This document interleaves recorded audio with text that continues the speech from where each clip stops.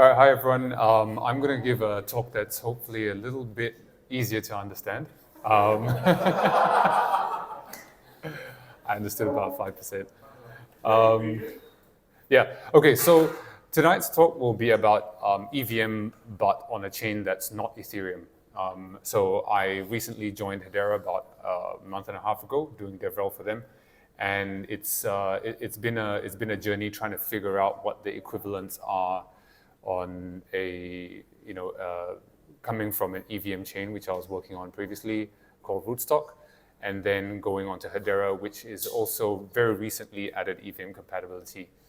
I think just to sort of preview some of the takeaways from this is that compatibility with the EVM is a bit of a spectrum, and sometimes it's kind of hard to work out how to add certain functionalities given like the broader the background of the chain that you're working with and its differences between how that works and how Ethereum itself works.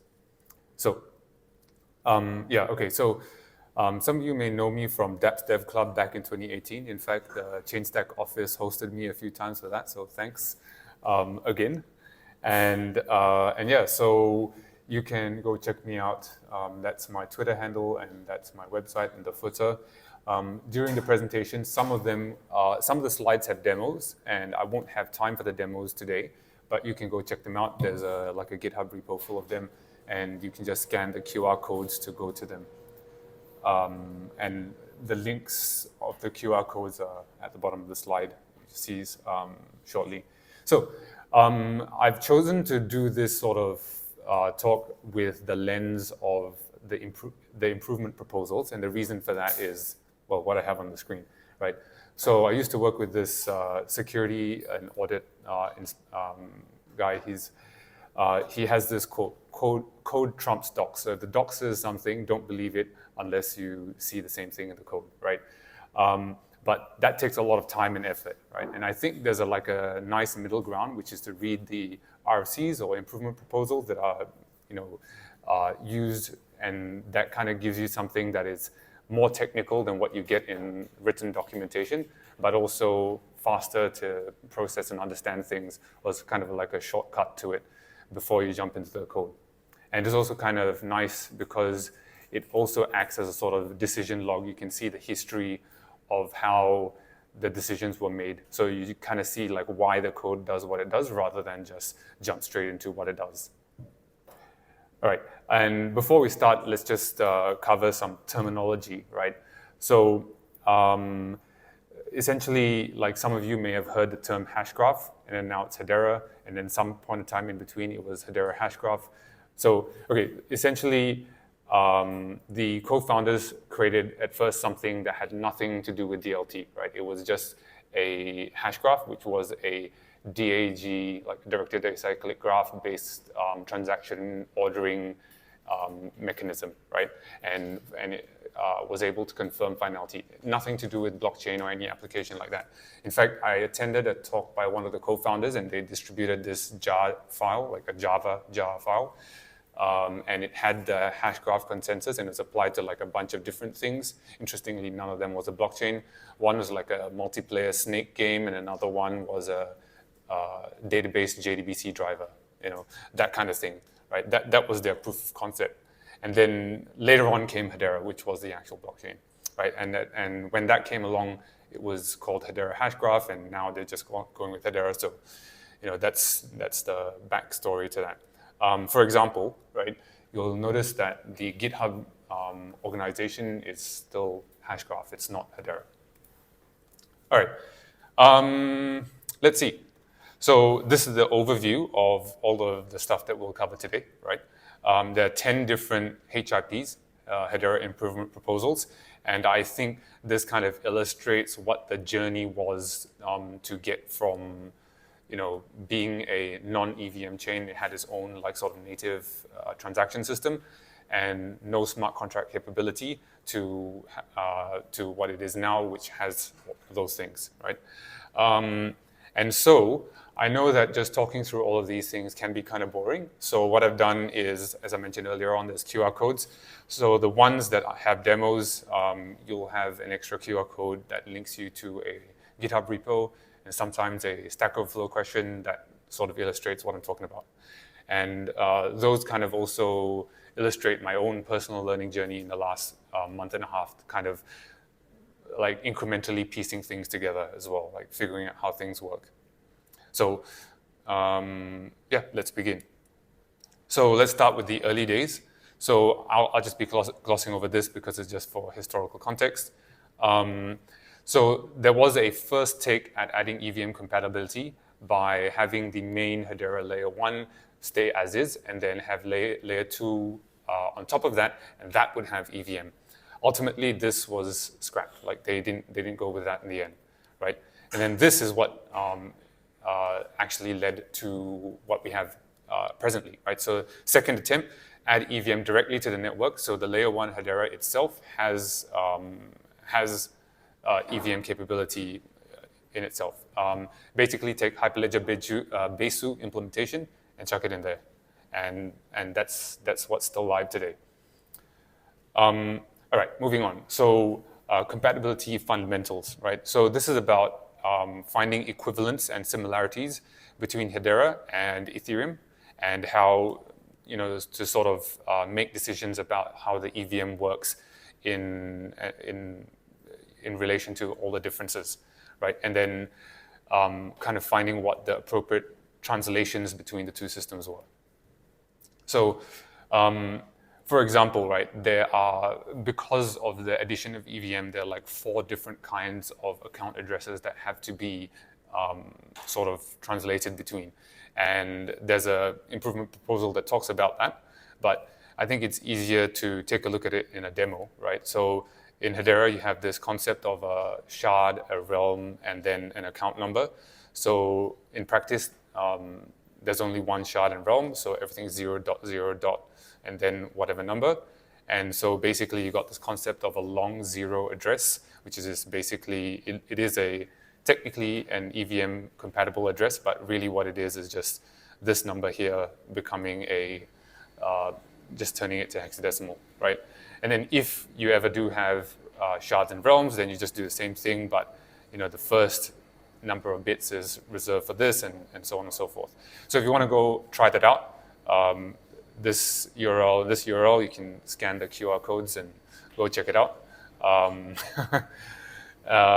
Yeah, so that would have been the demo, right? Does anyone want to scan it? All right, I'll leave it up for a sec. Yeah, so the top one is the GitHub one, and the bottom one is, I think, the Stack Overflow one. All good? One more. Oh, another one. All right. Yeah, and if you get the GitHub one, it's part of a repo that has, one more. You got it? Okay. Yeah, so if you scan it on GitHub, you'll have like, basically that same repo contains all of the demos, so you don't have to scan multiple times. And it also links to the Stack Overflow questions as well, so you know, it's all there. All right, and then there's another improvement proposal which kind of further clarifies it and describes it. So I think the interesting thing here is that when it was first introduced, like, hey, here's how we convert addresses from one format to another back and forth, it wasn't like 100% clear, and it needed to be clarified and sort of improved upon. So it's not so straightforward, even for something, you know, that looks technically as simple as this. The next thing is kind of interesting. So this is where the difference between a block-based DLT, like a blockchain, versus a DAG-based DLT, like Hashgraph is, right? That's where the difference comes in, right? So in Ethereum, when you want to pay for a transaction, it has varying degrees of computational complexity, and that is approximated using gas. So the way that it works in Ethereum is you send in a gas limit, right, and a gas price, but let's ignore the price for now. Send in a gas limit, whatever it is you actually consume. that is less than or equal to the gas limit, you get refunded. So let's say you sent 400,000 and you used up 350,000, you get 50,000 refunded always, right? As long as it's more than or equal to, your transaction doesn't fail and you get back that amount of gas. Now, why is that able to work, right? Because you could essentially like put in a whole lot of gas, like too much gas, and then you would reserve that for you. And then there is a limit for that. There's a block gas limit, right? And so as long as you're underneath that, you're like within some sort of like auction, right? So you're essentially competing for a space in the block. Now in a DLT that doesn't have the concept of blocks, you can't do that system, right? So you have to have some other mechanism to limit or rate limit the way that computational, expenditure on the part of the network nodes is allocated, right? So you don't want someone to specify a ridiculously high gas limit and then have no way of throttling it, right? And so the way that it's done here in Hedera, right, is it says, okay, we're gonna like sort of say on Ethereum, whatever gas used, right, is the gas consumed, and they always get a full refund. But in Hedera, you get something else instead, right? You basically say the gas used is actually the gas consumed in the case or in the scenario that you specified something that's within a reasonable amount. But if you specify something that's way too high, then the refunded amount is only ever going to max out at 80% of what you put in, right? So that's a mean of throttling you, right? So you can state a huge amount of gas, but then you kind of lose your money, right? Yeah, so you don't get refunded. So it's a different rule. Yeah. So it's like kind of an economic disincentive to to specify too high an amount of gas, right? Okay. And so the interesting thing on this one, right? And you notice that I have two different Stack Overflow questions, and the reason for that is because one is me figuring out this rule. The second one was me figuring out, hey, the gas estimation isn't quite there yet. Like, why is the gas estimation so far off? And I had to manually sort of trial and error figure out what the actual gas was. And it turns out that that part of the EVM compatibility hadn't been implemented yet. So it's a work in progress, gas estimation. All right, moving on. So this is the next section, compatibility with architecture, right? There are a lot of, fundamental differences that can't just sort of be set aside, right? One is that Ethereum is public and permissionless, whereas Hedera is public and permissioned, right? So to participate as a consensus node, you actually need to be part of a something called a governing council, right? And so because of that, it's fundamentally different, and you can't just sort of spin up your own node. And so, and the other thing that's kind of related to that is on Ethereum, you have the concept of a full node and also the concept of a light node, right? On Hedera, like it's kind of like got the similar concepts, but it's the opposite. The consensus nodes are effectively the light nodes, and then the full nodes are the ones that you actually query, which is kind of like topsy-turvy, but it makes sense once you understand the architecture. And then there's also like a third type of node, which is basically a translation layer that converts JSON RPC, which all of the EVM tools and wallets, etc., they understand, and it translates it and proxies it back and forth between the internal, APIs that are based on gRPC, so protocol buffers, right? So that's kind of the complexity that has to be navigated.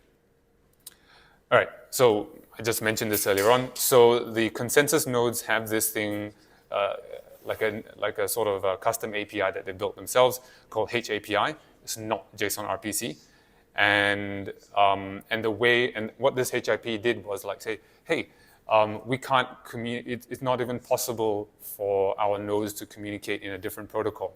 So then they added a gRPC message definition that was able to encapsulate in a generic sort of container way all the possible JSON RPC commands, right?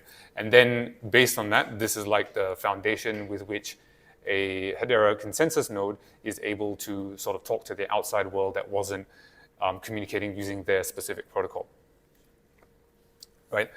No demo for that one. The next one, I think, the next one does have a demo, right? So the smallest unit of Ether, right, which is a native coin in Ethereum, is Wei, right? 10 to the power of minus 18 of an Ether, right? Now, when an H bar, which is the native coin of the Hedera network, doesn't operate with that same thing. It's 10 to the power of minus 8 instead of minus 18, right? And that's called a tiny bar, not a Wei. And then, so you've got this interesting kind of dichotomy where inside of the EVM itself, right, the smallest unit is a tiny bar, so 10 to the power of minus 8. So if you go and check your balance on the network, within a smart contract, for example, right, you would get whatever your balance is in full units multiplied by 10 to the power of 8. But if you go and make a JSON RPC request, right, such as what a wallet would typically do, right, then you get it with that same number multiplied by 10 to the power of 18, right? And the reason for that was because a lot of EVM tooling just sort of makes this assumption that the native coin always is 10 to the power of 18, because that's the way it is in Ethereum and is in pretty much all the other EVM chains, because most of them tend to be layer 2 chains on top of Ethereum as a layer 1. So they have that base layer, or we'll model it around Ether, right? But what if you have an EVM chain that is not modeled around Ether, but wants to add an EVM capability? So because of that, like MetaMask, Ethers, etc., they don't take that into account. And so we've got this dichotomy where inside of Solidity, you use 10 to the power of minus 8, whereas outside of Solidity, in the externally exposed interface on RPC, you have to use 10 to the power of minus 18, right? So they had to introduce this concept of virtual unit that doesn't exist called Wei bars, right? Although what really happens if you use something that's smaller than the tiny bar, which is 10 to the power minus 8, it basically gets math.flawed, like it just gets discarded in any transaction. All right. So here's the demo. You can go check it out. It's kind of interesting if you can deploy the same smart contract to Ethereum, or you deploy it to the other one, to a Hedera testnet, and then you make the same request, you'll get a different numeric result. So it's kind of interesting when you see that in action. All right, I mentioned earlier on there's these like sort of 3 different types of nodes. So the first one is a consensus node, and then which runs the hash graph consensus algorithm. The second one is something called a mirror node, which is effectively the archival node. The interesting thing about those two is that the consensus node, they do not actually store the full set of transactions. They only store the most recent ones up until a certain point, after which they just discard it because they literally do not need it anymore. And if you want the full transaction history, your consensus nodes actually can't be queried for that. And you need something else called mirror node, which just essentially is, I guess you could call it like a Web 2 server that keeps track of all the past transaction history that's been emitted from the consensus nodes out as and when they produce those transactions.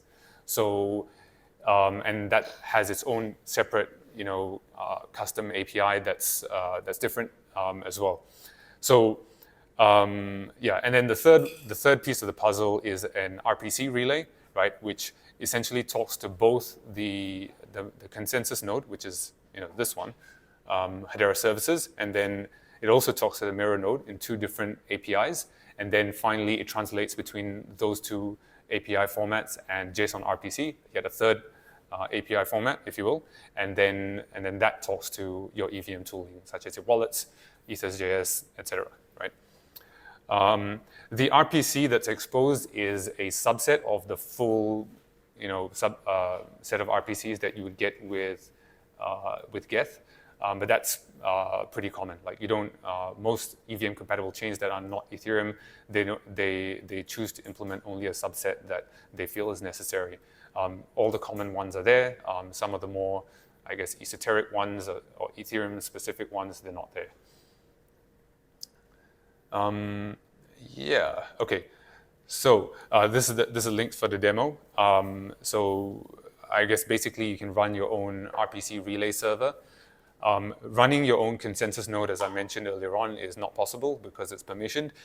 You can run your own mirror node, which is an archival node, but that's maybe something ChainStack can sort you guys out with, because it'll run you into like hundreds of dollars a month just based on cloud computing costs. But yeah, you can run your own RPC relay. That's not like running your own node, but it's kind of like running a light node. It just sort of queries the whichever of the other two node types is necessary to get you the information that you need. And as I mentioned earlier on, you will see this quirk where, in some cases it's 10 to the power of 18, in the other cases it's 10 to the power of 8 when it comes to the units. All right. Moving on. So Hedera doesn't have blocks, right? But then they introduced blocks after adding EVM compatibility, right? And the reason for this is because the consensus is achieved at a transaction level. There's no blocks needed to sort of lump together and then say, okay, I will achieve consensus on this set of transactions that are grouped together in a block. There's no such thing. So the consensus nodes, essentially, they just spit out the transactions effectively one at a time, right? As each one has a consensus, it spits it out. But they also happen to serialize it into record files, just as a form of log keeping. And that's what's being ingested from the consensus nodes into the mirror nodes, which I mentioned earlier on are effectively the archival nodes or the full nodes. And what the engineering teams did was like, okay, let's just sort of officialize this. These record files, which are based on transactions that are between a certain timestamp and another timestamp, roughly once every 2 minutes, right? We'll just consider them to be a block, right? Even though that's like sort of that concept of a block is unknown at the consensus layer. So they effectively made virtual blocks. But that's how it works. And then you can actually go and get, you can go and query it like ETH get block by a number or something, and it'll translate to that. And so yeah, there's a demo for that as well for you to try out, right? So you can convert a timestamp to a block number and then query that block number over a JSON RPC, right? One interesting quirk that you'll notice when you query blocks, right, is that some blocks, their RPC response will have a transaction array that is empty. And you're like, how's that even possible, right? And when you go and take a look at the same the same block on a block explorer, you'll notice, hey, it actually has a bunch of transactions. So what gives, right? And it turns out the answer to that is because there is a set of transactions that are the Hedera native transaction type, and then there's the EVM transaction type, right? And so when you query over JSON RPC, you'll only get the EVM transactions on there, right? The Hedera native transactions are not visible because they're not representable using JSON RPC anyway, right? It's like a completely different thing. So that is kind of interesting because let's say, I come at it from a perspective of, let's say, another EVM compatible chain where all the transactions were inherently EVM style transactions, right? Rootstock, right? And basically, we could just take any third-party provider who wanted to integrate their service, right? So let's say Infura or the Graph or whatever, right? They're essentially services that ingest transactions, right, into their server, and then they spit it out in whatever format that you require. And those services, they can, excuse me, those services, you can just say, okay, connect a new network, here's the RPC endpoint, go, right? And then they'll have all the transactions, right? But you couldn't do the same thing with Hedera because you would only see a certain subset of transactions. You would need to have an additional means to query the other types of transactions involved. All right, so that's it for EVM architecture. And then there's also like a couple of other things that are not strictly EVM related, but they're kind of, I guess, interesting to point out because it's like a fundamentally like it challenges your way of thinking, if you will, right? So you will come across the concept of pre-compiles, right, which are essentially code that acts as a smart contract, right? So you have an address and you can call it, you can have an ABI for it, and etc. But there was no point any Solidity code behind it. It's like the logic for it's baked into the consensus node implementation, right? Ethereum has this as well. So for example, things like EC recover is implemented using a precompile. And I'm not so sure what the distinction is between that and an opcode in that sense. But someone please educate me on that. But technically it's not an opcode. It's like I guess implementation detail is different. But Hedera has the same concept, precompiles, but it uses it for different things. So here's something that's interesting. So Hedera has been around for a number of years, but it only added EVM compatibility like last year, right? So maybe around 1 year or so of EVM compatibility and therefore smart contract capability. So what were you able to do before that? It wasn't like Bitcoin, right? You couldn't just like transact with a native coin and that's it, right? You could do other things. They had a pre-baked token service. They had a file upload service that would be similar to IPFS in intent, and a bunch of other things like you could even run cron jobs with it, for example, right? So all of these services that existed pre-smart contract, right? They had service fees, right? You have to pay for the computation just like you do in any like Web3 concept, right? So these services are priced in US dollars. They're not priced in gas fees or in any units of the cryptocurrency, the native coin, right? So what happens when you want a smart contract, now that you have them, to invoke these services, right? So they had to invent a precompile that would actually convert from US dollars into this into like a unit of H bar, right? A multiple of H bar, right? And this is very interesting, I thought, from an economics point of view, because how does this impact the price of volatility of the H bar token? Does it become more stable because it's more frequently traded with the US dollar compared to because you're doing it at a very granular low level, right? And then the other thing as well is that the translation is always unidirectional, right? You're always converting US dollar terms into H bar. You're not doing it the other way around, at least for this use case, right? So what is the impact for that? I don't know the answer, but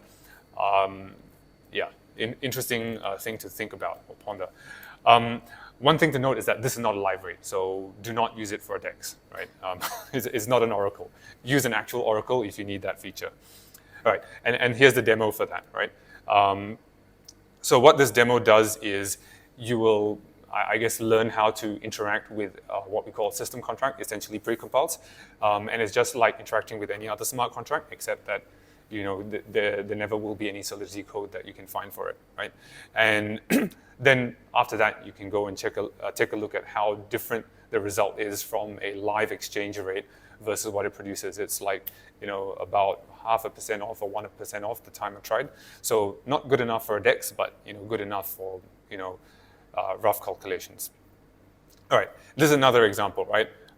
Pseudo-random number generation, right? So in Solidity, it's quite common to sort of use tricks like using a hash and then revealing it later, or looking at something that was from a few blocks ago and then, sort of activating that and stuff like that. So this is interesting because you can actually do that within a precompile, and then you can go and use a verifier, right? You can verify that this random number for this particular transaction was indeed generated in the consensus node. So that's possible. And so it's like a verifiable random function, kind of like what Chainlink does. The only catch is that it is not cryptographically secure, right? So don't use it for that purpose. But if you just want to, like, I don't know, randomize colors for your CryptoKitty or something, that might be good enough, right? Right, and this is the last one actually. So if you want to scan the QR codes, or I'll get you to the next slide, and they'll have links there. All right, so yeah, just to wrap things up. When you want to add EVM compatibility to your network, right, you're running on hard mode when the blockchain that you're adding it to is actually not technically a blockchain, right? So it's a DAG. You're also doing it on hard mode when the existing account system is very different. Ethereum uses ECDSA for its keys and accounts, therefore, whereas Hedera is using ED22519. And so now we have to have two parallel, key systems involved, right?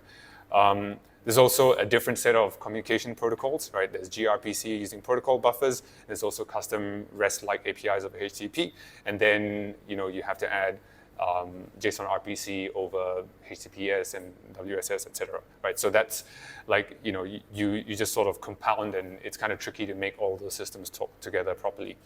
And then finally, like if you price your services in USD instead of like a native currency, then you have to also solve that problem as well, right?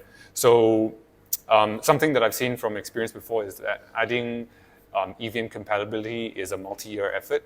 I've seen like previously, like Rootstock, I would say like when I started, it was about 90% compatible, and it's like maybe 99.9%. Like there'll never be 100%, right? And that journey was like almost 4 years long.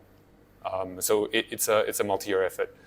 And all right, yeah. So give Hedera a spin. Of course, I'm going to tell you to do that. The best place to start is docs.hedera.com. That'll be the top QR code, and then the second QR code will take you to the main repo for all of the code snippets and demos that you can go check out later on.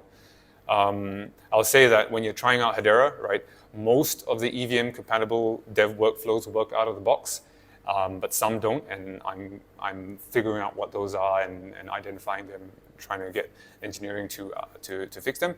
The other tip I'll say is that the default is to use the public node for the RPC endpoint, right? Don't use that, right? It's not the bandwidth and the rate limits are not generous enough. You're very strongly encouraged to run your own Hedera JSON RPC relay instance on localhost and connect to that. So yeah, when you're configuring your network in Hardhat or in MetaMask or whatever, connect to your localhost instance rather than the public node.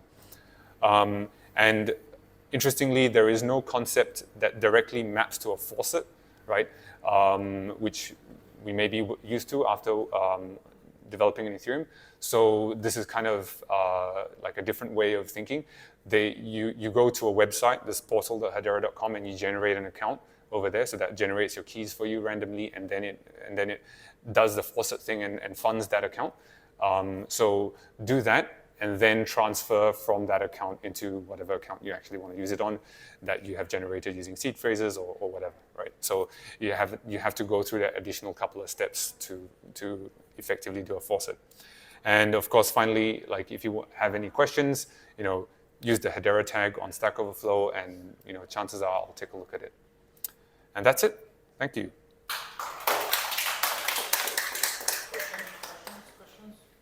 Questions? Has anyone actually heard of Hedera before this?